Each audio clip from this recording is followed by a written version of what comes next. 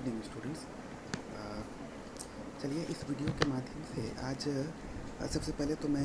ये concept clear करने की कोशिश करूँगा आपके अगले टॉपिक की। सिलेबस में आप देखेंगे यूनिट 3 के अंदर ही साइंस करिकुलम का जो पोर्शन है जिसको हम लोग कर रहे थे, उसमें आप देखेंगे कि एक टॉपिक दिया हुआ है। मैं पढ़ देता हूँ। Introduction of science as separate discipline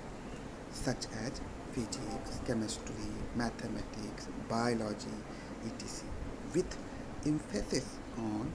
experiment, technology and problem solving. देखिए ये जो टॉपिक है ये क्या कहता है, बेसिकली किन चीज़ों पर आधारित है, केंद्रित है और इसमें क्या करना है हम लोगों को। मैं चाहता हूँ कि पहले आप इसके कॉन्सेप्ट को समझें अच्छे ढंग से, ये ज़रूरी है, अन्यथा इसे तैयार करना थोड़ा सा कठिन लगेगा। आपको याद होगा कि हम लोगों ने जो पहला चैप्टर इसके अंदर किया था, science as a composite discipline at secondary stage, माध्यमिक स्तर पर विज्ञान का जो अनुशासन है वो मिश्रित है, इसे हमने समझा था। तो वो माध्यमिक स्तर पर हमने समझा था जहाँ की आप साइंस को इंटीग्रेटेड फॉर्म में, मिश्रित रूप में स्वीकारते हैं। लेकिन चूँकि यह बात तो स्पष्ट है कि हालांकि ज्ञान की प्रकृति तो एक है और उसे खंडित नहीं किया जा सकता और इसमें इंटीग्रेशन का गुण होना चाहिए, किंतु अगर आप देखेंगे तो व्यवहारिक दृष्टिकोण से हमारी इसको आत्मसात करने के लिए, ज्ञान को आत्मसात करने के लिए, सीखने में हमें सरलता हो, इसके लिए आवश्यकता हम लोगों को पड़ जाती है कि हम लोग जो विभिन्न विषय हैं इनमें बांटें ज्ञान को और फिर इसे जो है आत्मसात करें, इसको सीखें, इसकी गहनता, इसका विश्लेषण करें गहनता के साथ, तो हमें इस विषय को समझने में आसानी होने लगती है। तो व्यवहारिक दृष्टिकोण से सरलता को ध्यान में रखते हुए ऐसा हम लोग करते हैं और लेकिन प्रयत्न हमेशा यही करते हैं कि ठीक है, आप अपनी सुविधा के मुताबिक अलग अलग सब्जेक्ट के रूप में उसे आप तोड़ ज़रूर देते हैं, लेकिन उसमें इंटीग्रेशन होना चाहिए, उसमें समन्वय होना चाहिए, उसके बीच कोऑर्डिनेशन होना चाहिए। अन्यथा अगर ये नहीं होगा तो फिर इसे ना ही आप अच्छे से तैयार कर पाएंगे, ना ही जो इंटीग्रेशन है ज्ञान के विभिन्न शाखाओं के बीच, जो एकीकरण है उनका, वो नहीं हो पाएगा, लेकिन वो बेहद आवश्यक है क्योंकि उसके बिना इसकी सार्थकता ही समाप्त हो जाएगी। तो इसी के लिए ऐसा है। तो मैं यहाँ पर आप कंपोजिट फॉर्म को तो आपने देखा पहले कि कैसे मिश्रित रूप माध्यमिक स्तर पर प्रस्तुत किया जाता है, लेकिन अब यहाँ इस टॉपिक के अंदर कहा कि आप इंट्रोडक्शन करिए, मतलब साधारण रूप से एक परिचय देने की चेष्टा कीजिए आप साइंस के संदर्भ में, और साइंस इस रूप में जहां आप यह देखते हैं कि एक अलग अनुशासन के रूप में यह बटा हुआ नज़र आता है विभिन्न विषयों, जैसे भौतिक विज्ञान में, रसायन विज्ञान में, गणित विज्ञान में और गणित में और जीव विज्ञान में इत्यादि में। तो आप जब देखेंगे, इसका परिचय ये चाहता है कि आपसे ये प्राप्त करें कि साइंस का परिचय आप अब जो है एक सेपरेट, बिल्कुल अलग अनुशासन के रूप में यहाँ प्रस्तुत करें, जिसमें कि बल दिया जाता हो एक्सपेरिमेंट्स पर, प्रयोग पर, टेक्नोलॉजी पर, प्रौद्योगिकी पर और प्रॉब्लम सॉल्विंग पर, मतलब समस्या समाधान पर। आप देखेंगे तो अब इसको ज़रा सा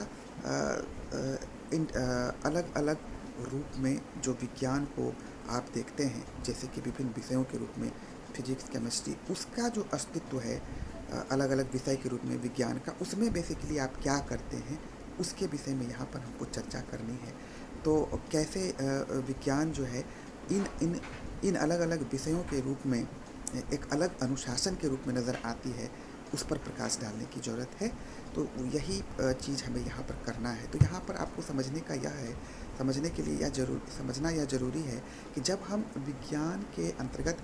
भौतिक विषय के अस्तित्व का अवलोकन करते हैं तो हम यह पाते हैं कि ये बिल्कुल एक अलग अनुशासन के रूप में भी अपना अस्तित्व बनाए रखता है, क्योंकि भौतिक विज्ञान के पाठ्यक्रम का जब हम अवलोकन करते हैं तो हमें यह स्पष्ट जानकारी मिलती है कि भौतिक विज्ञान के पाठ्यक्रम में बल दिया जाता है भौतिक विज्ञान से संबंधित प्रयोगों पर। ऐसा नहीं है कि भौतिक विज्ञान के पाठ्यक्रम में आप रसायन विज्ञान के प्रयोग को इंक्लूड कर देंगे या रसायन विज्ञान की प्रौद्योगिकी को इंक्लूड करेंगे, या फिर आप समस्या समाधान जो इस विषय के सहायता से होता है जिन जिन समस्याओं का, उसकी चर्चा आप करेंगे। ऐसी बात नहीं है। जब आप विज्ञान का भौतिक विज्ञान के रूप में, विज्ञान के पाठ्यक्रम का भौतिक विज्ञान के रूप में उसके अस्तित्व को प्रकट करने की चेष्टा करते हैं तो आप यह देखते हैं कि भौतिक विज्ञान के पाठ्यक्रम में केवल भौतिक विज्ञान के प्रयोगों की चर्चा होती है, केवल भौतिक विज्ञान से जुड़े प्रौद्योगिकी अवयवों की चर्चा होती है और केवल उन समस्याओं की चर्चा होती है जो भौतिक विज्ञान के सिद्धांतों द्वारा सॉल्व किए जाते हैं। तो इस प्रकार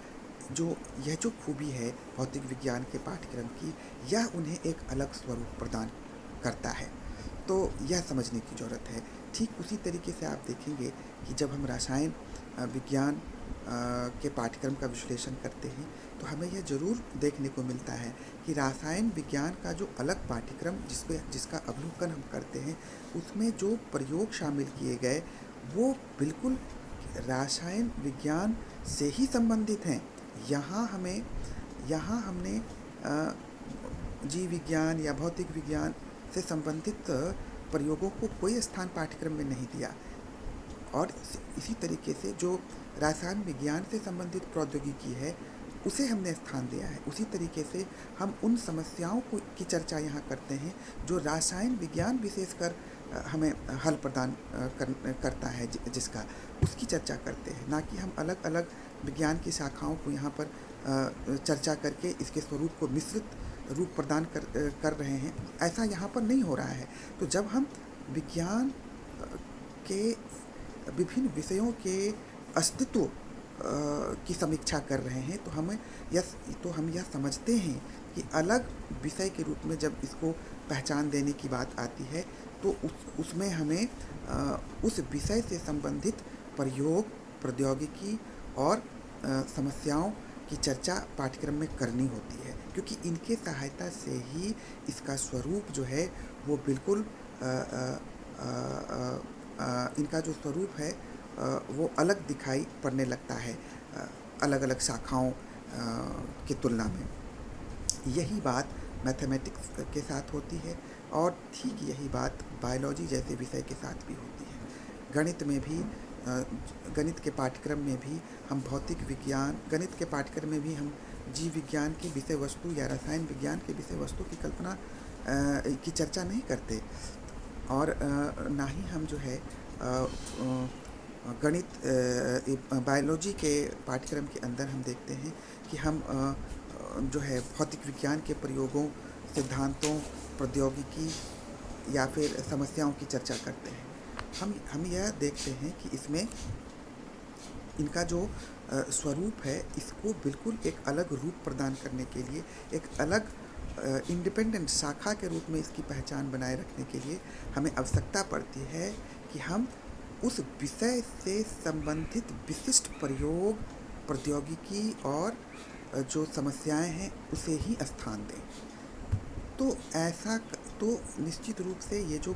विशिष्ट प्रयोग हैं, विशिष्ट प्रौद्योगिकी है, जो विशिष्ट समस्याएं हैं, जो उस विशिष्ट विषय पर आधारित होती है, जो उस विशिष्ट विषय को समझने के लिए आवश्यक होता है, उसे ही पाठ्यक्रम में हम स्थान दे करके उसको एक अलग अस्तित्व प्रदान करने में सक्षम हो पाते हैं। तो निश्चित रूप से ये आधार स्तंभ का काम करती हैं, यही प्रयोग, यही प्रौद्योगिकी, यही समस्याएं, जिसके आधार पर उस विषय की व्याख्या भी हम सरलता से करते हैं और उस विषय को एक विज्ञान की अलग शाखा के रूप में समझने की भी चेष्टा करते हैं। और यही कारण है कि जो इसका अस्तित्व है वो हमें बिल्कुल इंडिपेंडेंट नज़र आने लगता है। तो कैसे इसके स्वरूप को इंडिपेंडेंट बनाने में जो प्रयोग है, जो प्रौद्योगिकी है, जो समस्याएं हैं, वे हमारी सहायता करते हैं, या इसे आधार बनाकर या इस पर बल दे करके हम विज्ञान को जो है एक बिल्कुल अलग अनुशासन के रूप में भी स्वीकारने लग जाते हैं, उसी की चर्चा हम जो है इस टॉपिक के अंदर करेंगे। तो यही हमारा दायरा होगा डिस्कशन का, और इसी पर केंद्रित होगा हमारा यह टॉपिक, जिसमें हम लोग केवल इन्हीं विषय वस्तु पर ध्यान आकर्षित करेंगे और यह साबित करने की चेष्टा करेंगे कि जो विशिष्ट विषय से जुड़ा हुआ प्रयोग है, जो प्रौद्योगिकी है, जो समस्याएं हैं, वो ही उन्हें विशिष्ट वो ही उन्हें अन्य विषयों से एक अलग स्वरूप प्रदान करने में सहायता प्रदान करती है। तो इस प्रकार मुझे उम्मीद है कि आपका जो कॉन्सेप्ट है इस पर्टिकुलर टॉपिक के लिए वो डेवलप हुआ होगा। तो इस पर किस तरह के प्रश्न बनेंगे, कैसे उसको हम लोग आगे बढ़ेंगे, तो इस सब की चर्चा मैं आपको अगले वीडियो में करूँगा। अभी के लिए इतना ही। आपका बहुत बहुत धन्यवाद।